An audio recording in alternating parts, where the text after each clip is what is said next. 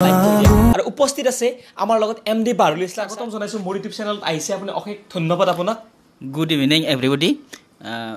প্ৰিয়াংকুল চৌধুৰীয়ে মোক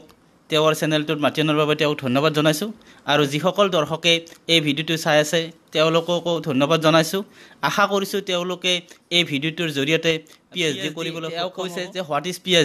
PhDৰ full meaning হৈছে ডক্টৰেট অফ ফিলচফি অৰ্থাৎ কোনো এটা বিষয়ত পুংখানুপুংখভাৱে অধ্যয়ন কৰি তাৰ জৰিয়তে এখন মানে থেচিছ বুলি কয় এখন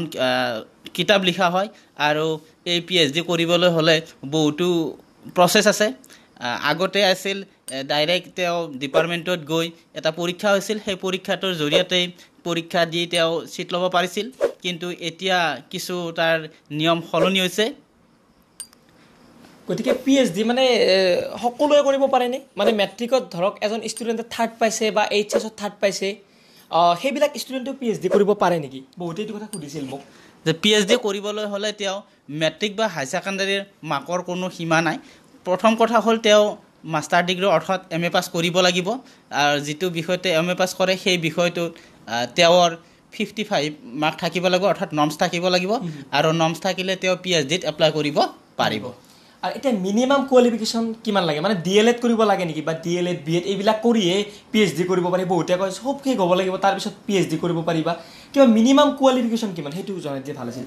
নাই DLED বা BEd কৰাৰ PhDৰ লগত কোনো সম্পৰ্ক নাই PhD কৰিবলৈ হ'লে তেওঁ প্ৰথমতে MA পাছ কৰিব লাগিব আৰু সেইটোত তেওঁৰ 55% থাকিব লাগিব আৰু যেতিয়া PhDৰ নটিফিকেশ্যন ওলায় তেতিয়া তেওঁ এপ্লাই কৰিব লাগিব বৰ্তমান মই ছাত্ৰ ছাত্ৰীসকলৰ গেটাৰ্থে কৈছোঁ যিসকল ছাত্ৰ ছাত্ৰী ভাবি আছে যে মই PhD কৰিম আৰু যিসকলৰ MAত 55 মাৰ্ক আছে তেওঁলোকে জনা উচিত যে বৰ্তমান PhDৰ এন্ট্ৰেন্সৰ কাৰণে অনলাইন চলি আছে অহা 26 তাৰিখলৈকে অনলাইনৰ লাষ্ট ডেট গতিকে যিসকল ছাত্ৰ ছাত্ৰী ভাবি আছে তেওঁলোকে PhD কৰিম বুলি তেওঁলোকে অনলাইন কৰক আৰু অনলাইন কৰাৰ পিছত 6 জুলাইত পৰীক্ষা আছে আৰু তেওঁ পৰীক্ষাটো দিয়াৰ পিছত যিটো ডিপাৰ্টমেণ্টত তেওঁ PhD কৰিম বুলি ভাবিছে সেই ডিপাৰ্টমেণ্টত সিট কেপাচিটি অনুযায়ী মানে কিমান সিট আছে অৰ্থাৎ মই ধৰ এৰাবিকৰ ডিপাৰ্টমেণ্টৰ গতিকে এৰাবিক ডিপাৰ্টমেণ্টত 6টা সিট আছে গতিকে যদি 50 জন ল'ৰা হয় তাৰ পৰা 6 জনকহে ওপৰৰ যিটো মাৰ্ক বেছি পাব সেই কেইজন ল'ৰাক সিলেক্ট কৰিব আৰু 6টা সিট আছে কাৰণে 6 জন ল'ৰাক সিলেক্ট কৰিব আৰু তেওঁলোকে PhD কৰিবলৈ মানে তেওঁলোকে পৰীক্ষা দিব লাগিব নেকি মানে তেওঁলোকে পৰীক্ষা দিব লাগিব পৰীক্ষাত মানে এনে কেনেকুৱা পৰীক্ষা হয় মানে পৰীক্ষাটো ক'ত হ'ব তাৰ কিবা ৰুটিন আছে নেকি পৰীক্ষাটো ইউনিভাৰ্চিটিত হয় আৰু ইউনিভাৰ্চিটিত মই ক'লোৱে এতিয়া বৰ্তমান PhDৰ যিটো এৰি আছে জিউৰ এডিট কৰি জিউৰ অফিচিয়েল ৱেবছাইটত গৈ তেওঁ PhDৰ নটিফিকেশ্যন চালে তাত অনলাইন দিয়া আছে আৰু অনলাইন কৰিব লাগিব অনলাইন কৰি তেওঁ 1000 টকা এটা ড্ৰাফট কৰি জমা দিব লাগিব জিউত আৰু জমা দিয়াৰ পিছত 6 জুলাই তাৰিখে তেওঁৰ পৰীক্ষা হ'ব আৰু পৰীক্ষাটো 100 মাৰ্কৰ হয় যদিও 100 মাৰ্কৰ তাতে 30% মানে জেনেৰেল নলেজৰ ওপৰত হয় এইটো সকলো ডিপাৰ্টমেণ্টৰ একে আৰু 70 মাৰ্কটো তেওঁৰ নিজা ডিপাৰ্টমেণ্টৰ যিজন ছাত্ৰ যি ডিপাৰ্টমেণ্টৰ হয় সেই ডিপাৰ্টমেণ্টৰ 70% মাৰ্ক আহে আৰু তাৰ ভিতৰত 50% মাৰ্ক অবজেক্টিভ হয় 70 আৰু 20% মাৰ্কটো ডেসক্ৰিপটিভ হয় আৰু যি জেনেৰেল 30 হেতু অবজেক্টিভ টাইপৰ হয় হয় এতিয়া মানে এটা প্ৰশ্ন বহুতে মোক কমেন্ট কৰিছিল PhD কৰিলে বয়সৰ সীমা থাকে নেকি মানে মোৰ ধৰক 28 বছৰ হৈ গৈছে মই PhD কৰিব মানে ইচ্ছা আছিল PhD কৰিবলৈ কোনো বয়সৰ সীমা নাই তেওঁ MA পাছ কৰাৰ পিছত তেওঁ ধৰিলে এজন মানুহে মানে প্ৰফেছৰ কাম কৰি আছে তেওঁ ৰিটায়াৰ হোৱাৰ পিছতো PhD কৰিব পাৰে মই জনাত আমাৰ এৰাবিক ডিপাৰ্টমেণ্টৰে এজন আছিল তেওঁ আফটাৰ ৰিটায়াৰমেণ্টত PhD পাইছে গতিকে PhD কৰাৰ কাৰণে কোনো বয়সৰ এৰি নাই তেওঁ যদি ভাবে যে মই কি কৰি থাকিম গতিকে মই এন্ট্ৰেন্স দি ডিগ্ৰীটো লৈ থৈ দিওঁ তেতিয়া মানে কোনো বয়সৰ সীমা নাই চাকৰি নকৰিলেও PhD কৰিব পাৰে নেকি মানে বিজনেছ কৰি আছে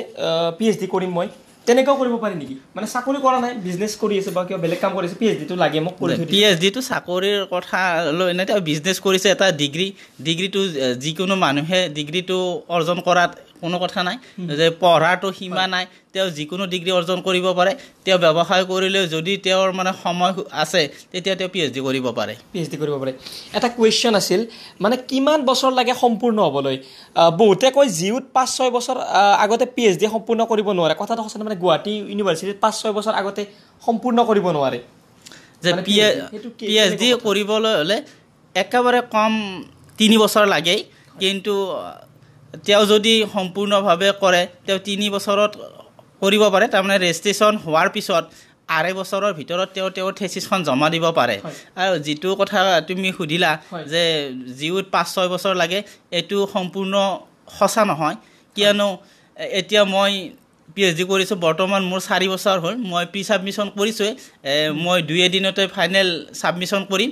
আৰু মোৰ লগত একেলগে কৰা 2জনে ইতিমধ্যে থেচিছ জমা দিছে তেওঁলোকে ভাইবা হ'ব গতিকে তেওঁলোকে 4 বছৰ অৰ্থাৎ নিজে কিমান কাম কৰিব পাৰে সেই কামৰ ওপৰত নিৰ্ধাৰণ কৰিব হয় ল'ৰা এজনে PhD চিট পোৱাৰ পিছত তেওঁৰ কৰিব লগা কি থাকে মানে PhD চিট পালে তেওঁৰ কৰিবলগীয়া কাম কি থাকে যেতিয়া এন্ট্ৰেন্স পৰীক্ষা দিলে আৰু এন্ট্ৰেন্সৰ পৰীক্ষা দিয়াৰ পিছত ৰিজাল্ট ওলাল তেওঁৰ ভাল হ'ল তেতিয়া তেওঁলোকে ডিপাৰ্টমেণ্টৰ জৰিয়তে এডমিশ্যন হ'ব এডমিশ্যনটো তেওঁলোকে অনলাইনৰ জৰিয়তে পে'মেণ্ট কৰি এডমিশ্যন ল'ব লাগিব আজিকালি যিহেতু সকলো পৰীক্ষাৰে অনলাইনত হয় আৰু তেওঁ এডমিশ্যন লোৱাৰ পিছত তেওঁৰ ডিপাৰ্টমেণ্টৰ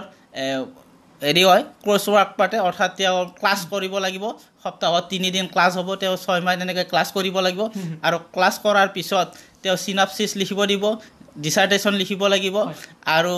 ক্ৰছ ৱৰ্কৰ পৰীক্ষা হ'ব এই সকলোবিলাক পাছ কৰিব লাগিব আৰু ডিপাৰ্টমেণ্টে তেওঁক এজন গাইড সিলেক্ট কৰি দিব আৰু সেই গাইডৰ জৰিয়তে তেওঁৰ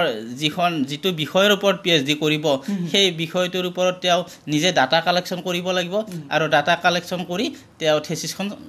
শেষ কৰিব লাগিব হয় এতিয়া এটা কুৱেশ্যন আহে যে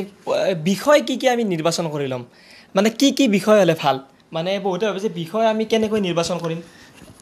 সম্পূৰ্ণ নিজা হ'ব লাগিব মানে কপি কৰি কিছুমানে লিখে বা বেলেগৰ পৰা মানে কেনেকৈ সিস্টেম হেতু যে বিষয়টো মানে যি ডিপাৰ্টমেণ্টৰ হয় আজিকালি সেই ডিপাৰ্টমেণ্টতে PhD কৰিব লাগিব আগতে মানে নহয় এডুকেশ্যন ডিপাৰ্টমেণ্টত মানে মেজৰ লৈছে ল'ৰাজনে বা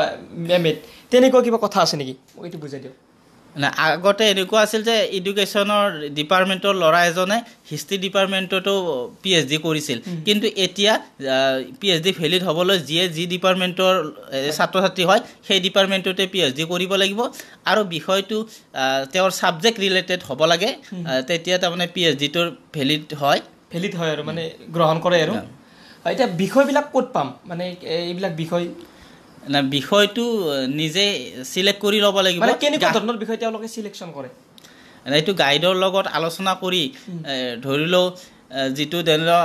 আমাৰ মই কৈছোঁ এৰাবিকৰ কথা ক'লোঁ এৰাবিকৰ যিহেতু ফিল্ড ৱৰ্ক নাই কিছুমান আছে যেনে জিঅ'গ্ৰাফিৰ কথা ক'লোঁ বা ইকনমিক্সৰ কথা ক'লোঁ তেওঁলোকে ফিল্ড ৱৰ্ক কৰিব লাগিব যে জিঅ'গ্ৰাফিৰ হ'লে তেওঁলোকে কিছুমান ঠাইত গৈ যেনে তেওঁ ফ্লাডৰ ওপৰত ল'লে যে ফ্লাড হ'লে যে সেইটো অঞ্চলত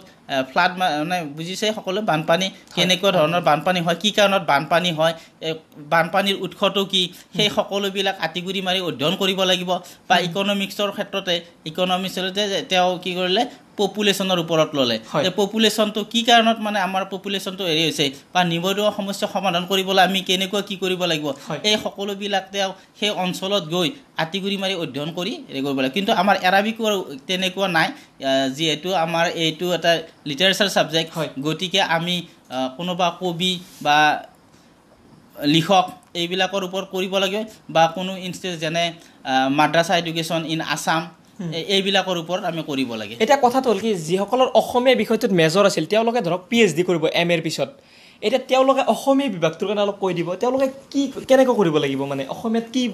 গল্প লাগিব নে কবিতাৰ ওপৰত না অসমীয়া ডিপাৰ্টমেণ্টৰ ক্ষেত্ৰতে অসমীয়া হেৰিতে যিহেতু যিখন থেচিছ হ'ব সেই থেচিছখন তেওঁ অসমীয়াতে লিখিব লাগিব আৰু তেওঁ ধৰি লওক এজন কবিৰ ওপৰত কৰিব পাৰিব আৰু কেতিয়াবা কি হয় কম্পাৰেটিভ ষ্টাডি বুলি কয়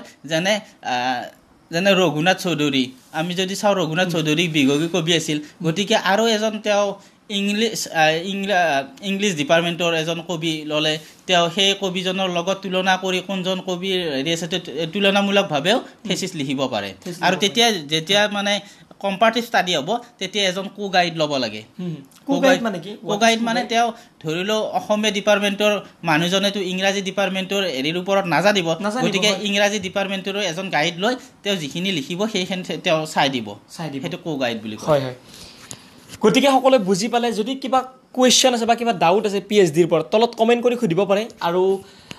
ছাৰে আজি গোটেইখিনি কথা তোমালোকক বুজাই দিলে যে PhD কি বস্তু কেনেকৈ কৰিব লাগে যদি কিবা কনফিউজন আছে PhDৰ ওপৰত তলত কমেণ্ট বক্স খোলা আছে কমেণ্ট বক্সত কমেণ্ট কৰি সুধিব পাৰে তাৰ ৰিপ্লাই আমি অতি শীঘ্ৰে দিম